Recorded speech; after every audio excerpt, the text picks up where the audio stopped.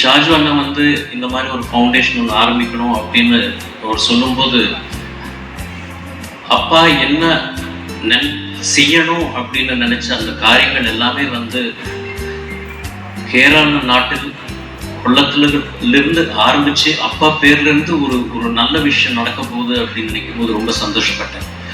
அதனாலதான் எங்களுக்கும் சென்னையில வந்து SPB fans charitable foundation organisation இருக்கு. வருஷம் அங்கே மீட் நடக்கும்போது ஷாஜு அண்ணா வந்து வருவார் அந்த மீட்டிங்கு.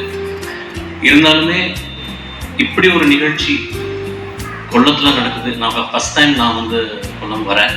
இது வரைக்கும் நான் வந்தது கிடையாது. ஸோ இந்த மாதிரி ஒரு நிகழ்ச்சிக்கு வந்து நான் கண்டிப்பாக அப்பாவு பேரில் ஒரு நிகழ்ச்சி நடக்குது அப்படின்னும் போது இங்கே வந்து உங்களை எல்லாரையும் சந்திக்கிறது என்னுடைய கடமையாக நான் வந்து நினைக்கிறேன். எவ்வளவோ கடவுள் வந்து ரொம்ப அநியாயம் பண்ணிட்டார் எங்களுக்கு எல்லாருக்குமே. ஏன்னா எல்லாமே இங்கே தான் கொடுத்துருக்காங்க. அழகான ஒவ்வொரு க்ரீனரி, குரல்கள், ஒவ்வொரு வாய்ஸும் நீங்கள்லாம் பாடுறாங்கன்னா வந்து அப்படி அற்புதமான குரல்கள் எல்லாருமே.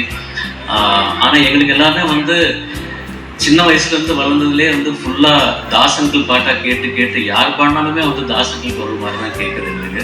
அது எங்களுடைய ப்ராப்ளம், உங்களுக்கு கிடையாது, மன்னிச்சிருங்க. இன்னொரு முறை ஒரு வாட்டி கலைஞர்கள் எல்லாருக்குமே ஒரு வாட்டி நீங்கள் கை தட்டிட்டீங்க அப்படின்னா ரொம்ப சந்தோஷம்.